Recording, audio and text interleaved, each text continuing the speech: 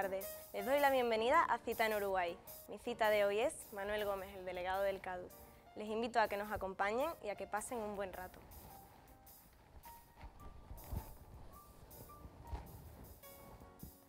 Manuel Gómez es delegado del CADU, el Consejo de Alumnos de la Universidad de Sevilla, y con motivo de la manifestación del 17 de noviembre no queríamos perder la oportunidad de tenerlo con nosotros. Muy buenas tardes, Manuel. Buenas tardes. Lo primero que me gustaría es que nos explicases a todos cuál es la función exacta del Consejo de Alumnos. ¿Para qué es necesario tener un Consejo de Alumnos en la universidad? Bueno, los consejos de alumnos son importantes, principalmente porque es la herramienta de defensa de nuestros derechos, ¿no? La mayoría de los consejos de alumnos, delegaciones de estudiantes, aparecen a mediados del siglo XX, cuando la universidad de las élites pasa a ser en parte universidad de las mayorías y empieza a modernizarse y los estudiantes empiezan a organizarse para defender sus derechos. En concreto, en la Universidad de Sevilla, el Consejo de Alumnos de la Universidad de Sevilla nace en el año 82 como una herramienta de coordinación de las delegaciones de estudiantes que ya existían. Y en el contexto de aquella época, del año 83, que fue cuando se aprobó la Ley de Reforma Universitaria, para modernizar la universidad. De hecho, fue una lucha estudiantil muy fuerte, que marcó un referente a nivel estatal, y actualmente somos la universidad que probablemente tenemos más derechos de todo el país. ¿Cuál es la responsabilidad exacta del CADU? ¿Qué abarca? El CADU es la coordinación de las delegaciones. Es decir, en el nivel más básico están las delegaciones, que a su vez se subdivide en delegados de clase y delegados de centro, ¿no? Que representan los intereses de los estudiantes dentro del centro y defienden sus derechos en los diferentes órganos de representación. Y luego está el CADU, que es la herramienta de coordinación, por así decirlo, de las delegaciones y representa los intereses de los estudiantes en todo lo que sea a nivel global, a nivel de Universidad de Sevilla o a nivel incluso autonómico o estatal, la portavocía de los estudiantes. Entonces, si por ejemplo algún alumno tiene un problema, primero se dirige al delegado o cómo... Exactamente, sí. Primero el delegado de clase y el delegado de facultad es quien defiende los derechos de los estudiantes en su facultad. Luego, para cosas más complejas o de otro nivel, sí que ahí intervendría el CADU como tal. Y algo que me llama la atención es que en la Universidad de Sevilla somos unos 60.000 estudiantes. Somos una de las universidades dentro de España con más alumnos. Y sin embargo, el porcentaje de alumnos que acude a las asambleas es menos del 10%. ¿Sabéis dónde está el problema? ¿Habéis pensado algo para solucionarlo? Es complejo, es una situación compleja. En el resto de universidades también tienen el mismo problema. En general no se participa en las instituciones. El análisis que se hace de ahí es complejo. Yo creo que hay, en primer lugar, una variable social. Es decir, no se valora las instituciones democráticas también porque con el paso del tiempo se han desprestigiado mucho ellas mismas, ¿no? Ha sido por parte de los propios representantes que no han dado a valer ni han hecho una buena herramienta de la representación estudiantil. También un pensamiento dominante que hay, que es lucha por tus intereses, ¿no? Y no mires por los de los demás, ese egoísmo, ese individualismo que afecta, ¿no? Por otra parte, los ciclos estudiantiles son así, es decir, hay momentos de alta participación y momentos de baja participación. En los últimos 10 años, los dos momentos más de alta participación que ha habido son el movimiento contra la LOU, que ahí sí las asambleas se llenaban bastante, luego el movimiento contra Bolonia, ¿no? Y ahora parece ser que con el despertar estudiantil que está surgiendo a raíz del movimiento 15M, pues parece ser que estamos viendo otro ciclo. Pero es que va por ciclos, va ciclos de alta movilización y ciclos de baja movilización. Aún así, la herramienta de las asambleas, somos de las pocas universidades que tienen asambleas, separan las clases, etcétera, ¿no? Y claro, habrá que hacer un análisis de por qué a veces pues, no se asiste a las asambleas o qué es lo que ocurre, si es que las asambleas no son atractivas, no llaman la atención o de lo que se habla pues no interesa, ¿no? Entonces sí que habría que hacer un análisis.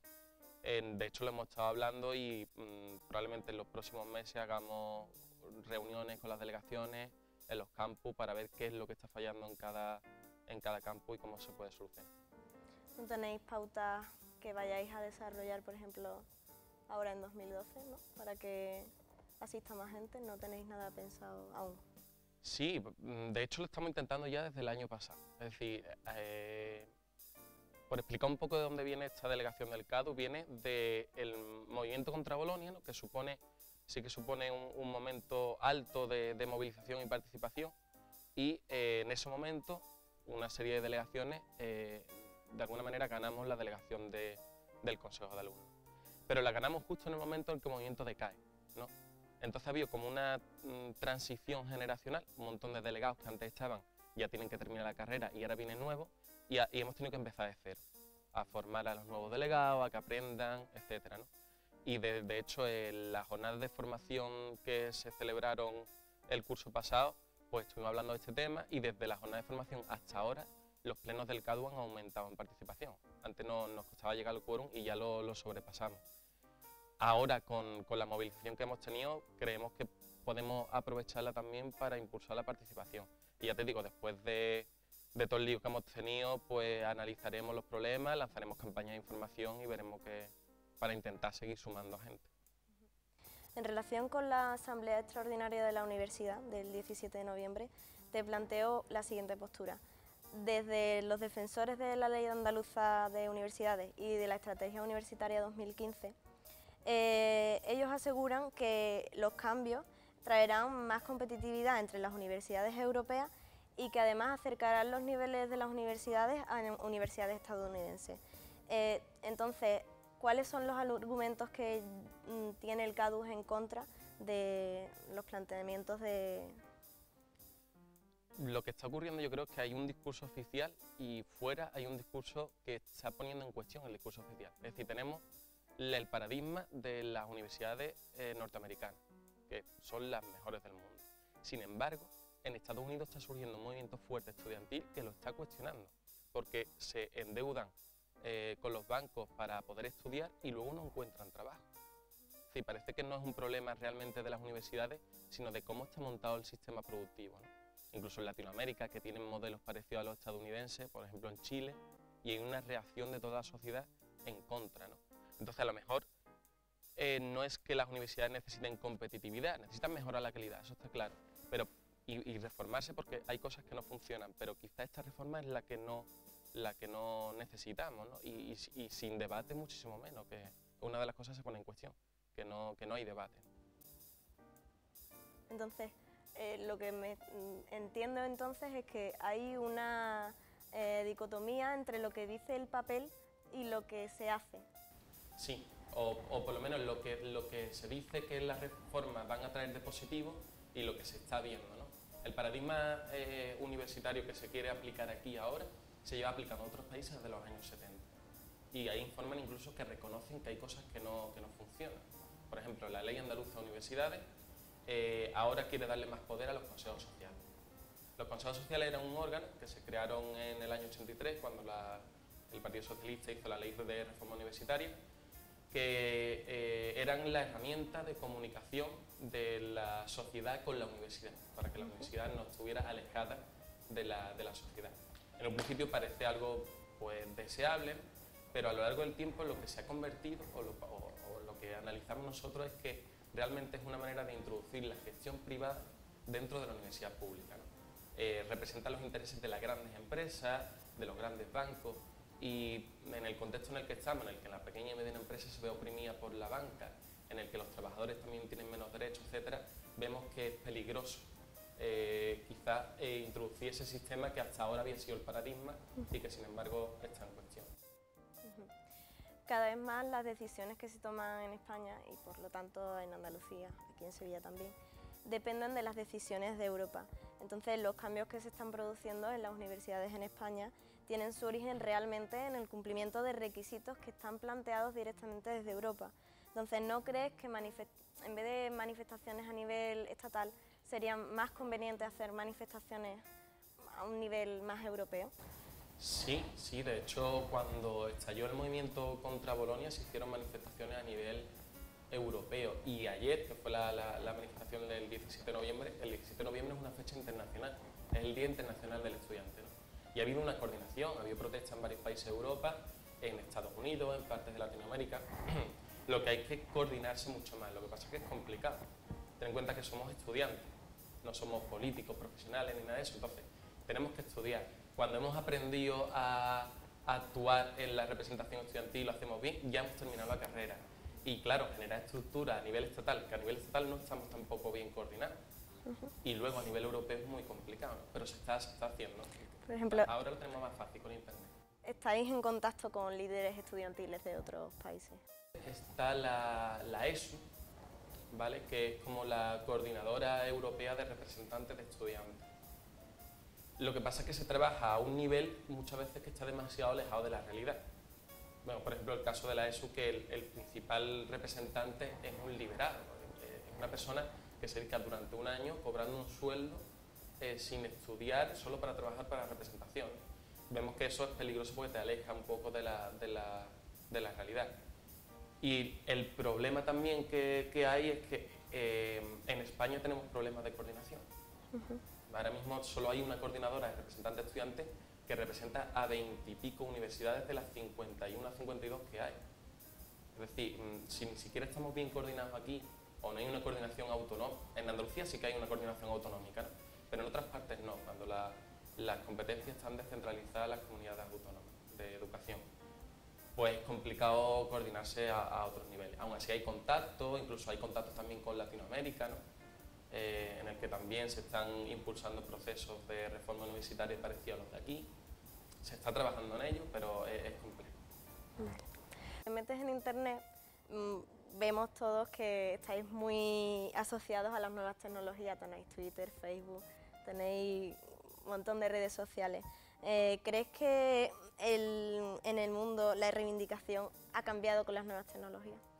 Evidentemente son una herramienta fantástica. O sea, yo creo que no... Si tú preguntas hace pocos años si realmente se iba a poder coordinar movimiento a nivel internacional, como el último movimiento que ha habido del 15 de octubre o el del 17 de noviembre de los estudiantes, probablemente no se lo creerían, ¿no? Yo creo que son una herramienta fantástica para poder coordinar y poder difundir información. Eso yo creo que queda ya a esta altura bastante claro y se está utilizando. Es algo arriesgado, pero ¿no os habéis planteado sustituir las manifestaciones alguna vez por una protesta internata, como por ejemplo una firma electrónica? Es que es complicado. Yo creo que no, que la fuerza te la da la calle. Es decir, de hecho hay recogidas de firmas por internet y demás, y eso es una herramienta más. Pero creo que no debe sustituir lo que es salir a la calle, el que te vean en la calle, porque entonces corremos el peligro de que cada uno se quede en su casa y no esté en contacto con los demás, y ese individualismo que nos puede arrastrar y que creemos que no es positivo. Es una herramienta más, pero creo que no debe sustituir a otras que hay y que son complementarias. Y bueno, ya para terminar un poco, me gustaría que nos contases cuáles son las propuestas que se han cumplido por parte del CADU, de las propuestas del año pasado, y algunas de las que os vais a plantear para este 2012. Pues desde que entramos, una de las propuestas que hemos cumplido, y parece que va bastante bien, es la propia existencia de TVU. ¿Vale? Es decir, que hayamos podido financiar un proyecto o los presupuestos que tiene el Consejo de Alumnos y se haya echado adelante, creo que es un paso muy importante. Además, como una televisión por internet que no lo tiene ninguna universidad, y que creo que es un logro que no es del CADU en sí, porque el CADU lo que ha hecho es dar las herramientas, ¿no? El logro es de todos los que han participado en el proyecto, pero creo que se ha hecho bastante bien impulsándolo. La modificación del artículo 27 del Reglamento General de Actividad Docente, creo que fue un paso importante. No conseguimos todo lo que queríamos, pero al menos rebajamos muchos de los efectos perjudiciales que había. Todavía queda por negociar el Reglamento General de Estudiantes, que nos limita el derecho al paro académico, nos limita la asamblea y algunos derechos que queremos cambiar. Hemos conseguido que se aumente la participación. De los presupuestos del CADU salen una partida para presupuestos participativos para que los propios estudiantes puedan financiar proyectos que ellos quieren sacar adelante. Y yo creo que se han conseguido bastantes cosas y aún quedan muchas más que conseguir. Vale. Ha sido un placer tenerte con nosotros, Manuel, y muchas gracias por venir a Cita en Uruguay. Igualmente.